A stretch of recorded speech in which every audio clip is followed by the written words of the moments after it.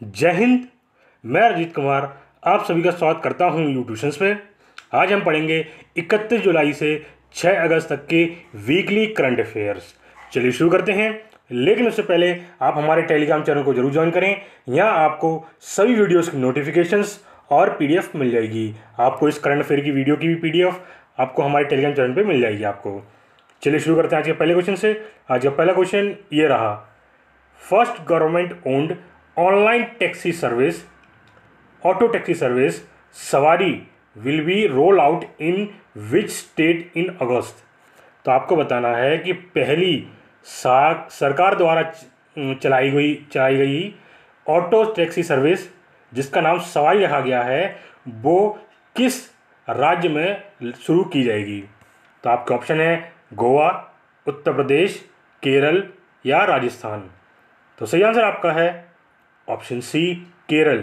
जी हाँ, केरल में पहली ऑटो टैक्सी सर्विस मतलब ऑनलाइन ऑटो टैक्सी सर्विस जिससे आप ऑनलाइन टैक्सी बुक कर सकते हैं जिसका नाम सवारी रखा गया है।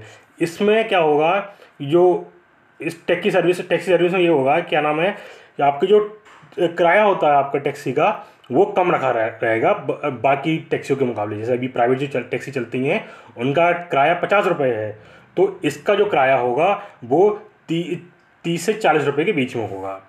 ठीक है। और आपको बता दें केरल के गवर्नर कौन है, वो है आरिफ मोहम्मद खान। और इसकी कैपिटल क्या है केरल की, वो है तिरुवनंतपुरम। और इसके चीफ मिनिस्टर हैं पिनरई विजयन। चलिए आगे बढ़ते हैं। The point 5140 at Dras in Kargil sector was renamed as to commemorate the victory of Indian Air Force in Operation Vijay 1999। तो आपको बताना है कि जो द्रास पॉइंट है ना कारगिल सेक्टर का, उसका नाम क्या रख दिया गया है बदल के। ठीक है। तो आपका ऑप्शन है गन हिल, विक्ट्री हिल, कारगिल हिल या फायर हिल। तो सही आंसर आपका है ऑप्शन ए, गन हिल। जी हाँ, जो पॉइंट था 5140 एट द्रास उसका नाम बदल के अब गन हिल कर दिया गया है। किसके लिए कर दिया गया है, ये नाम रखा गया है इंडियन एयरफोर्स की विक्ट्री के लिए जो कि हमें मिली थी ऑपरेशन विजय में, जो कि 1999 में हुआ था। ठीक है। चलिए आगे बढ़ते हैं। Name the author of the book the journey of a nation 75 years of Indian economy, री इमर्ज, री इन्वेस्ट, री इंगेज। तो आपको बताना है ये बुक किसने लिखी है। तो आपका ऑप्शन है मनमोहन सिंह, नटवर सिंह, संजय बारू या अहमद पटेल। तो सही आंसर आपका है ऑप्शन सी, संजय बारू। जी हाँ, संजय बारू जी ने यह किताब लिखी है जिसमें इन्होंने भारतीय अर्थव्यवस्था के बारे में बताया है। चलिए आगे बढ़ते हैं। विच स्टेट गवर्नमेंट लॉन्च्ड दी महतारी न्याय रथ। तो आपको बताना है महतारी न्याय रथ किसने उद्घाटन किया है, किस राज्य सरकार ने उद्घाटन किया है। तो आपका ऑप्शन है गोवा, छत्तीसगढ़, केरल, राजस्थान। तो सही आंसर आपका है ऑप्शन बी, छत्तीसगढ़। जी हाँ, छत्तीसगढ़ राज्य सरकार ने महतारी न्याय रथ का उद्घाटन किया है। ठीक। और इसमें क्या है, to educate the state women's about their constitutional rights and laws. इसे इसलिए लागू किया गया है जिसके तहत छत्तीसगढ़ की महिलाओं को उनके अधिकारों के और कानून के बारे में जानकारी दे सकें। ये छत्तीसगढ़ वुमेन कमीशन जो है उसके द्वारा इसे होस्ट किया जाएगा। क्या नाम है, मुख्यमंत्री महतारी न्याय रथ यात्रा जो है छत्तीसगढ़ वुमेन कमीशन द्वारा होस्ट किया जाएगा। और इसका जो उद्घाटन है वो छत्तीसगढ़ के मुख्यमंत्री भूपेश बघेल द्वारा किया गया था। इसी आगे आपको बता दें जो chairperson of states women commission है वो है डॉक्टर किरणमयी नायक। ठीक है। Chairperson of state women's commission जो है वो उसकी हेड है डॉक्टर किरणमयी नायक जी। चलिए आगे बढ़ते हैं। Who authored the book riding the demon which was published by the lead star publishing private limited. तो आपको बताना है ये बुक किसने लिखी है जो कि पब्लिश करी गई है lead star publishing private limited द्वारा। तो आपका ऑप्शन है मुरली राघवन, जीत थाइल, अरविंद अगीड़ा, अमीश त्रिपाठी। तो सही आंसर आपका है ऑप्शन ए मुरली राघवन। जी हाँ, मुरली राघवन द्वारा ये बुक लिखी गई है। चलिए आगे बढ़ते हैं। Which edition of agricultural census 2021-22 was launched in the country. मतलब यह कौन सा एडिशन लागू किया गया है एग्रीकल्चरल सेंसस भारत में। तो आपका ऑप्शन है 17th, 18th, 9th, 11th। तो सही आंसर आपका है ऑप्शन डी 11th। जी हाँ, ये 11th एडिशन लॉन्च किया गया है। ठीक है, और ये लॉन्च किया गया है यूनियन मिनिस्टर नरेंद्र सिंह तोमर द्वारा, जो कि 28 जुलाई को किया गया था इसका उद्घाटन जो है। और साथ ही इस बार इसमें कुछ खास है, इस बार जो इसका डेटा कलेक्शन प्रोसेस होगा वो अलग होगा। जैसे पहले डेटा कलेक्ट किया जाता था, वो लोग घर घर भेजा जाता था, तो वो रजिस्टर पे पूरा मतलब पेन पेपर वेस्ट हुआ था पहले। अब इस बार डिजिटल कर दिया गया है। अब जो डेटा कलेक्ट किया जाएगा वो स्मार्टफोन और टैबलेट्स पे किया जाएगा। ये ऐसा ही पहली बार हो रहा है। चलिए आगे बढ़ते हैं। तडोबा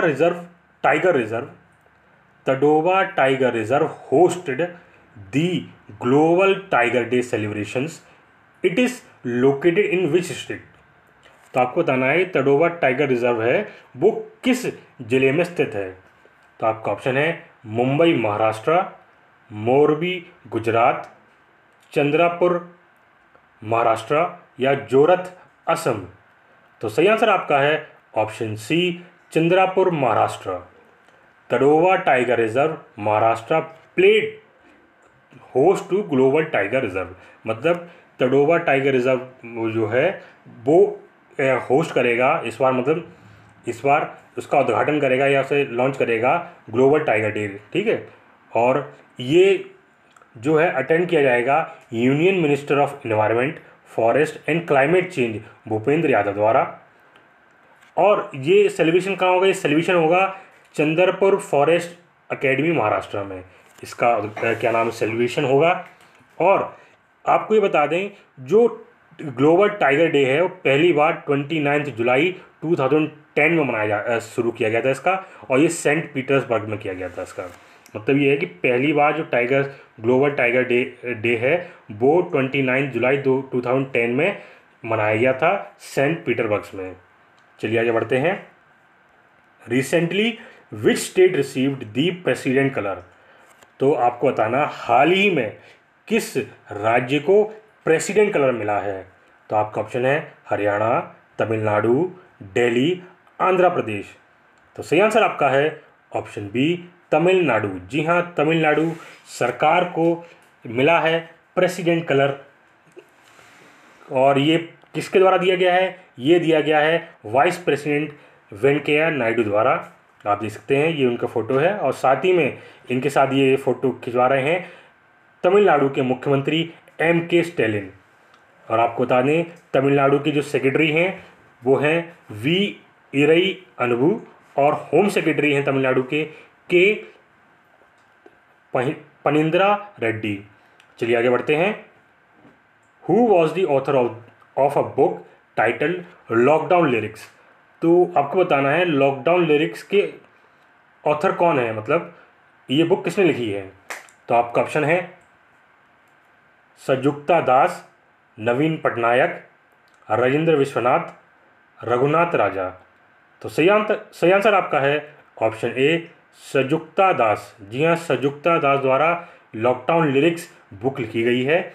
इसमें इन्होंने जो लिरिक्स मतलब गानों के जो वर्ड्स हैं वो इसके अंदर लिखे हैं। चलिए आगे बढ़ते हैं। Who was appointed as the director general of the Indian council of agricultural research and secretary of department of agricultural research and education, DARE जिसे हम कहते हैं। तो आपको बताना है कि ICAR और डेयर के डायरेक्टर जनरल किसे बनाया गया है। तो आपका ऑप्शन है DJ पांडियन, बिपिन संघई, सिंधे संभाजी शिवाजी, हिमांशु पटनायक। तो सही आंसर आपका है ऑप्शन डी, हिमांशु पटनायक। जी हाँ, हिमांशु पटनायक जी को बना दिया गया है director general of ICAR and DAR। चलिए आगे बढ़ते हैं। Arunoday is the scheme of which state. तो आपको बताना है अरुणोदय स्कीम है किस राज्य से संबंधित है। तो आपका ऑप्शन है हरियाणा, तमिलनाडु, आसाम या आंध्र प्रदेश। तो सही आंसर आपका है ऑप्शन सी, असम। जी हाँ, असम सरकार द्वारा अरुणोदय स्कीम लागू की गई है। इसके तहत ये असम सरकार वहाँ की जो महिलाएं हैं उनको एम्पावर करेगी, मतलब उनको बढ़ावा देगी। जो गरीब महिलाएं हैं, मतलब 17 वहाँ के जो 17 लाख गरीब परिवार हैं उनको असम सरकार 830 रुपये, मतलब 830 रुपीज़ पर मंथ, मतलब 830 रुपये हर महीने उनके अकाउंट में देगी। जिसके तहत जो असम राज्य की जो महिलाएं हैं उनको एम्पावर किया जाए, मतलब आर्थिक रूप से मजबूत किया जाए। और ये बता दें आपको, ये स्कीम असम की अभी तक की सबसे बड़ी स्कीम है। ठीक है, इस स्कीम का जो बजट है वो है 280 करोड़ रुपीज़। और आपको बता दें इसमें एक थीम रखी गई है, empowering women is empowering the family, empowering Assam. मतलब महिलाओं को सशक्त करना घर को सशक्त करना होता है और साथ ही उस राज्य को सशक्त करना भी होता है। चलिए आगे बढ़ते हैं। Indus international school in which city has introduced the first teaching robot in India, the eagle robot developed by the school. तो आपको बताना है कि जो इंडस इंटरनेशनल स्कूल ने किस राज्य में उद्घाटन किया है अपने टीचिंग रोबोट का, जिसका नाम है ईगल रोबोट। तो आपका ऑप्शन है रामागुंडम तेलंगाना, जोधपुर राजस्थान, हैदराबाद तेलंगाना, मुंबई महाराष्ट्र। तो सही आंसर आपका है ऑप्शन सी, हैदराबाद तेलंगाना। जी, हैदराबाद तेलंगाना में यह टीचिंग रोबोट का उद्घाटन किया, इंट्रोड्यूस किया गया है। ये स्कूल आप देख सकते हैं यहाँ पे, ये रोबोट आप देखते हैं, ये रोबोट जिसका नाम है ईगल रोबोट, ये क्लास 6 तक के बच्चों को पढ़ा सकती है ये। चलिए आगे बढ़ते हैं। Who has been appointed as the country director for India by world bank. तो आपको बताना है कि वर्ल्ड बैंक द्वारा कंट्री डायरेक्टर ऑफ इंडिया किसे अपॉइंट किया गया है। तो आपका ऑप्शन है अगुस्ते तानो कोमे, SS मुंद्रा, जुनैद कमल अहमद और दिनकर गुप्ता। तो सही आंसर आपका है ऑप्शन ए, अगुस्ते तानो कोमे, जो इन्हें अपॉइंट किया गया है कंट्री डायरेक्टर फॉर इंडिया। आपको बता दें इस जो अगुस्ते तानो कोमे हैं ये कंट्री डायरेक्टर ऑफ इंडिया हो गए हैं। इससे पहले जो थे वो थे जुनैद कमल अहमद, जिनका जो 5 साल का टर्म था वो ओवर हो गया है, इसलिए इनकी जगह अब अगुस्ते जी ने ले ली है। इससे पहले अगुस्ते जी टर्की में काम करते थे, मतलब टर्की के कंट्री डायरेक्टर थे। ठीक है, और वहाँ से अब ये इंडिया के कंट्री डायरेक्टर बन गए हैं। चलिए आगे बढ़ते हैं। Who assumed charge as the head of the press information bureau. तो आपको बताना है कि प्रेस इंफॉर्मेशन ब्यूरो के हेड का चार्ज किसे दे दिया गया है। तो आपका ऑप्शन है सत्येंद्र प्रकाश, Pankaj Patel, Mayank Kumar Agarwal, Krishna Srinivasan.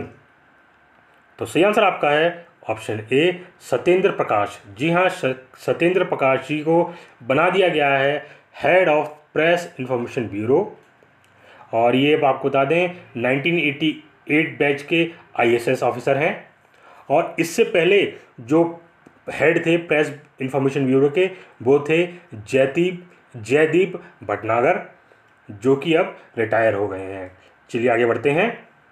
GST yield dash in revenues during the month of July, the second highest monthly collection collection since the launch of the GST regime।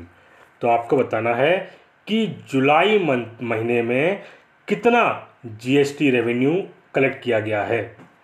तो आपके ऑप्शन है एक 1,42,095 करोड़, या 1,67,540 करोड़, या 1,48,995 करोड़, या 1,44,616 करोड़। तो सही आंसर आपका है ऑप्शन सी 1,48,995 करोड़ रुपीस का GST रेवेन्यू कलेक्ट किया है जुलाई के मंथ में। ये अभी तक का सेकंड हाईएस्ट रेवेन्यू कलेक्शन है GST द्वारा, जब से GST लागू हुआ है। तो आपको इस ग्राफ द्वारा मैं आपको समझा देता हूँ। जैसे कि आप देख सकते हैं इस ग्राफ में 2 ईयर के, मतलब फाइनेंशियल ईयर 21-22 और फाइनेंशियल ईयर 22-23 के ग्राफ में डेटा दे रखा आपको। जैसे 21 और 22 में GST में कितना रेवेन्यू इकट्ठा हुआ, ये आपको पूरी जानकारी दी है। और इसी के तहत आपको बता दें जो इस मतलब जो अभी जो हमारा करंटली चल रहा है 22-23 फाइनेंशियल ईयर 22-23 चल रहा है, इसमें जो सबसे हाईएस्ट रेवेन्यू कलेक्ट हुआ है वो हुआ है अप्रैल मंथ में, जिसका जो कि टोटल कलेक्शन था 1,67,540 करोड़। और मई मंथ में हमने कलेक्ट करा था 1,40,885 करोड़। और जून मंथ में हमने कलेक्ट करा था 1,44,616 करोड़। और जुलाई मंथ में मतलब जो कि अभी करंटली मंथ में जो करा है वो है 1,48,995 करोड़ रुपीस का GST कलेक्शन करा है हमने। चलिए आगे बढ़ते हैं। With which bank SVC cooperative bank limited entered into A partnership for empowering MSMEs। तो आपको बताना है SVC कोऑपरेटिव बैंक लिमिटेड ने किस बैंक के साथ पार्टनरशिप करी है MSME सेक्टर को एम्पावर करने के लिए, मजबूत करने के लिए। तो आपका ऑप्शन है Indian overseas bank, SIDBI bank, या SBI, या ICICI बैंक। तो सही आंसर आपका है ऑप्शन बी SIDBI। जो SVC कोऑपरेटिव बैंक ने small industries development bank of India मतलब SIDBI के साथ एग्रीमेंट साइन किया है, जिसके तहत ये क्या नाम है MSME सेक्टर में लोन पहुंचाएंगे, लोन देंगे। मतलब MSME सेक्टर जितनी कंपनियां होंगी उन कंपनियों को ये लोन प्रोवाइड कराएंगे, जिससे जो MSME सेक्टर है वो मजबूत हो सके। और ये एग्रीमेंट हुआ था, उस एग्रीमेंट में आशीष सिंघल जो कि मैनेजिंग डायरेक्टर हैं ऑफ SVC बैंक, और संजीव गुप्ता जो कि जनरल मैनेजर हैं small industries development bank of India, उनके द्वारा ये डील की गई है। ठीक है, चलिए आगे बढ़ते हैं। India linked a pact for friendship corporation with which country. तो भारत ने किसके साथ पैक्ट साइन करा है फ्रेंडशिप और कॉरपोरेशन का। तो आपका ऑप्शन है इंडोनेशिया, उज्बेकिस्तान, जर्मनी या एंडोरा। तो आपका सही आंसर आपका है ऑप्शन डी एंडोरा। जी हाँ, एंडोरा देश के साथ भारत ने पैक्ट साइन किया है फ्रेंडशिप और कॉरपोरेशन का। ये एक देश जो कि यूरोप में आता है, ये बहुत छोटी कंट्री आप देख रहे हैं, ये क्या नाम फ्रांस और स्पेन के बीच में आता है एंडोरा, और ये कंट्री आप देख रहे हो, ये इस कंट्री का फ्लैग है। चलिए आगे बढ़ते हैं। Which state government inked a tripartite memorandum of understanding with NITI Aayog and an organisation for a large scale transformation in school education. तो आपको बताना है किस राज्य सरकार ने मेमोरेंडम ऑफ अंडरस्टैंडिंग साइन किया है नीति आयोग के साथ। तो आपका ऑप्शन है हरियाणा, तमिलनाडु, अरुणाचल प्रदेश या आंध्र प्रदेश। तो सही आंसर आपका है ऑप्शन सी अरुणाचल प्रदेश। जी हाँ, अरुणाचल प्रदेश सरकार ने tripartite memorandum of understanding sign की है विद नीति आयोग, इसके तहत ये जो अरुणाचल प्रदेश में 3000 से भी ज़्यादा गवर्नमेंट स्कूल हैं उनको क्या नाम है मजबूत करेंगे, उनके इंफ्रास्ट्रक्चर को मजबूत करेंगे। और ये जो मेमोरेंडम है 3 साल के लिए साइन किया गया है, जो कि 2022 से 2025 तक है। और इसके तहत इस पे क्या नाम है 2 लाख बच्चों का फोकस किया जाएगा। और आपको बता दें ये जो ट्रांसमिशन है ये नीति आयोग के जो इनिशिएटिव है development support service of states मतलब DSSS इनिशिएटिव के अंडर ये काम किया जा रहा है। चलिए आगे बढ़ते हैं। Who has been awarded the Indian council for cultural relations distinguished indologist for 2021। तो आपको बताना है डिस्टिंग्विश्ड इंडोलॉजिस्ट में किसको सम्मानित किया गया है Indian council for cultural relations में। तो आपका ऑप्शन है तनुजा नेसारी, खुशी पटेल, जेफरी आर्मस्ट्रॉन्ग या अशोक सुधा। तो सही आंसर आपका है ऑप्शन सी जेफरी आर्मस्ट्रॉन्ग। जी हाँ, जेफरी आर्मस्ट्रॉन्ग को सम्मानित किया गया है Indian council for cultural relations में डिस्टिंग्विश्ड इंडोलॉजिस्ट में, जो क्या नाम है इंडोलॉजिस्ट में है ना, इस डिपार्टमेंट ने क्या नाम है अवार्ड दिया गया है। तो आपको बता दें कि आपको ये अवार्ड है वो मिलता है क्या नाम है फिलॉसफी में मिलता है, थॉट्स में मिलता है, हिस्ट्री में मिलता है, आर्ट्स में मिलता है, कल्चर पे मिलता है, इंडियन लैंग्वेजेस पे मिलता है, लिटरेचर पे मिलता है, सिविलाइजेशन पे मिलता है या सोसाइटी में मिलता है। इन सभी पे ये अवार्ड दिया जाता है। और आर्मस्ट्रॉन्ग जी को जो मिला है वो मिला है इंडोलॉजिस्ट पे मिला है। और साथ ही ये 7वें ऐसे इंसान बन गए हैं जिन्हें ये अवार्ड मिला है। और आपको बता दें पहला अवार्ड जिन्हें मिला था वो थे हेनरिच वॉन सीतेन क्रॉन। ठीक है, ये पहले व्यक्ति थे जिन्हें ये अवार्ड मिला था। चलिए आगे बढ़ते हैं। स्वामी Vivekananda Yuva Sangha and Vidyanidhi programme is launched by which state. तो आपको बताना है स्वामी विवेकानंद युवा संघा एंड विद्यानिधि प्रोग्रामी किस राज्य सरकार द्वारा लागू की गई है। तो आपका ऑप्शन है हरियाणा, कर्नाटका, अरुणाचल प्रदेश या आंध्र प्रदेश। तो सही आंसर आपका है ऑप्शन बी कर्नाटका। जी हाँ, कर्नाटका सरकार द्वारा इसका उद्घाटन किया गया है। चलिए आगे बढ़ते हैं। Who is the chairman and MD of HAL after superannuation of R Madhavan.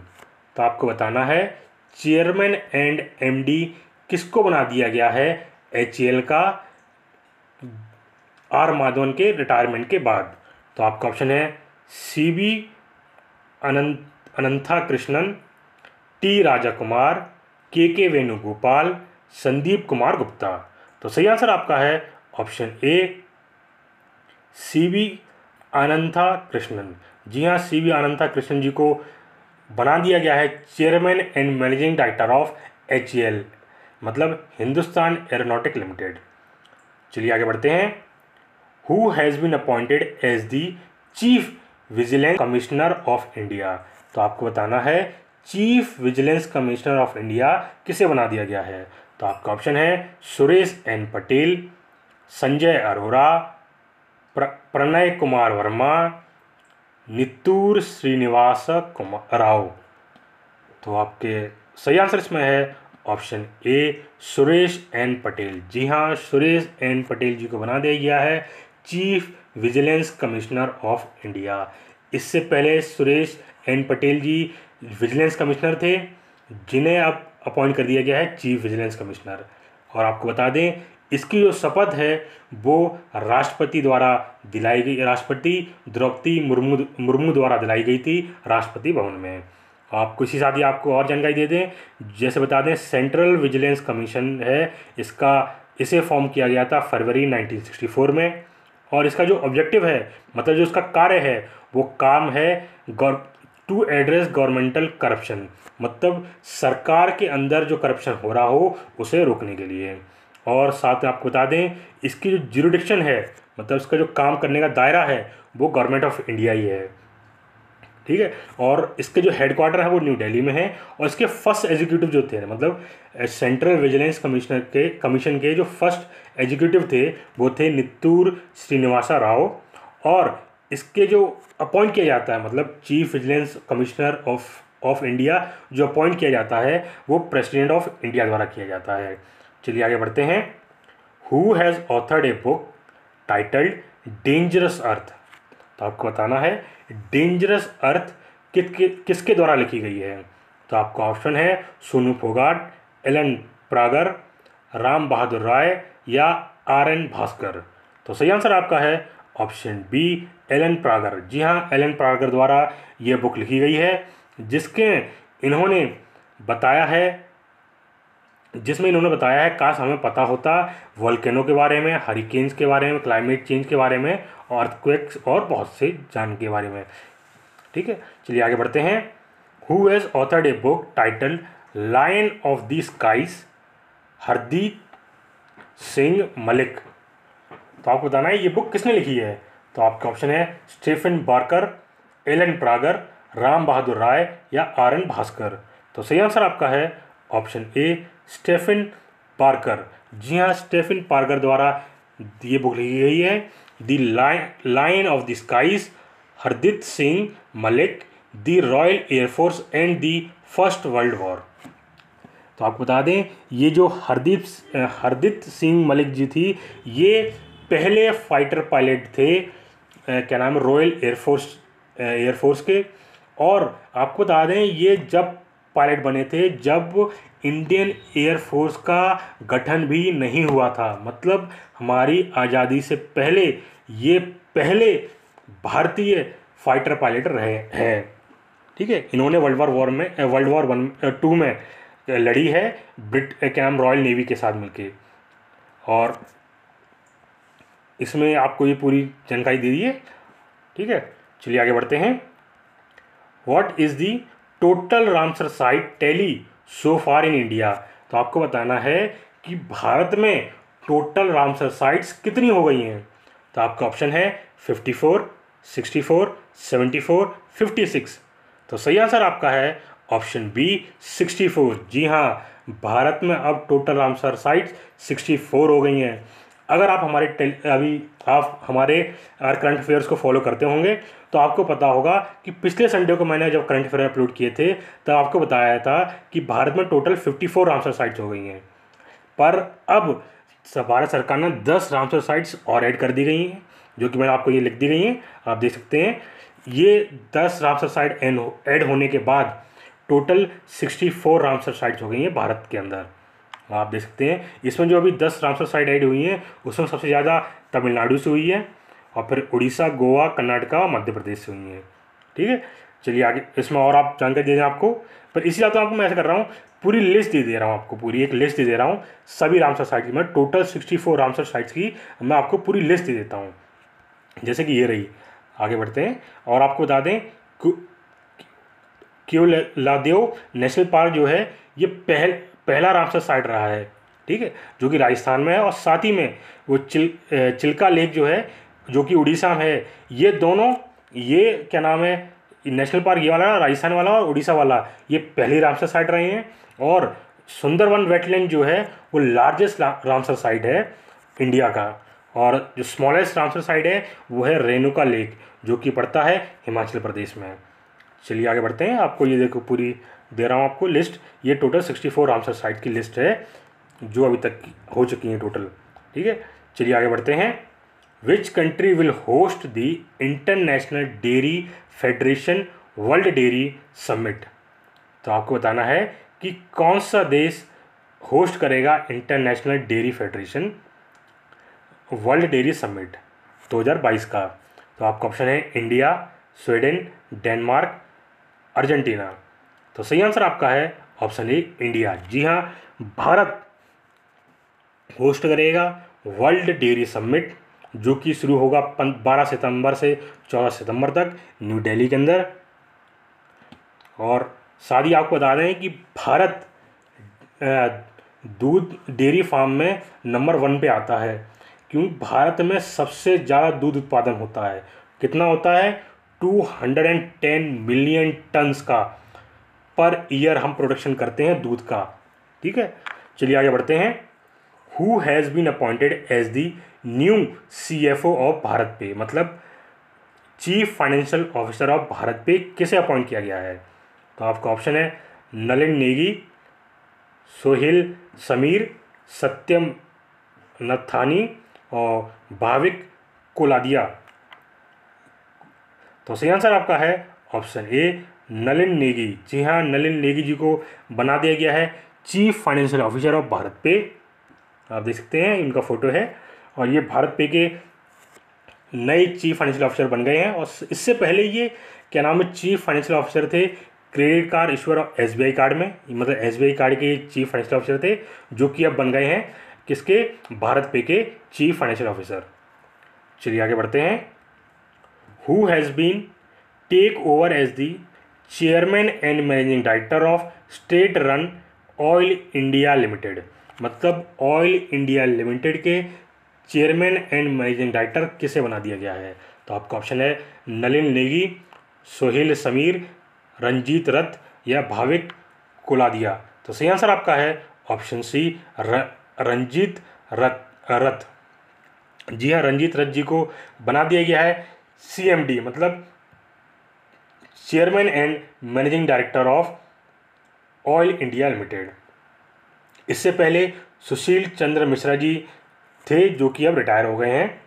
और आपको बता दें ऑयल इंडिया लिमिटेड का हेडक्वार्टर नोएडा में है और इसे फाउंड किया गया था 18 फरवरी 1959 में।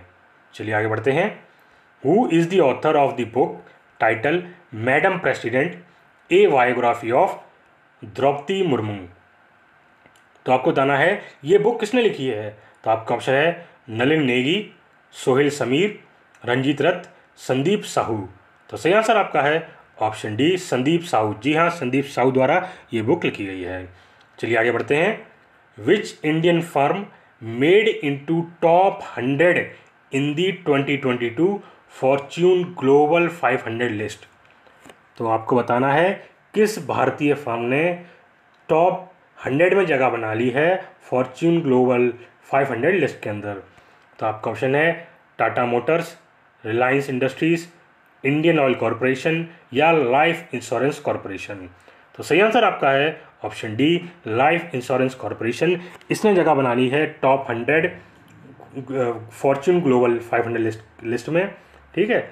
और आपको बता दें टॉप करने वाली जो वो कंपनी थी वो थी वॉलमार्ट, जो कि यूएस की है। सेकंड नंबर पे अमेजॉन रही है, जो कि यूएस की है। और थर्ड नंबर पे स्टेट ग्रिड रही है, जो कि चाइना की है।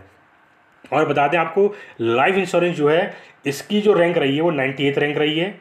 और इसका जो टोटल रेवेन्यू है वो है 97.26 बिलियन यूएस डॉलर इसका टोटल रेवेन्यू है। और इसका जो प्रॉफिट है आप इसका 553.8 मिलियन डॉलर यूएस डॉलर, मतलब ये मिलियन डॉलर प्रॉफिट है और बिलियन डॉलर इसका रेवेन्यू है टोटल। आप देख रहे हो कितनी बड़ी कंपनी है ये भारत की।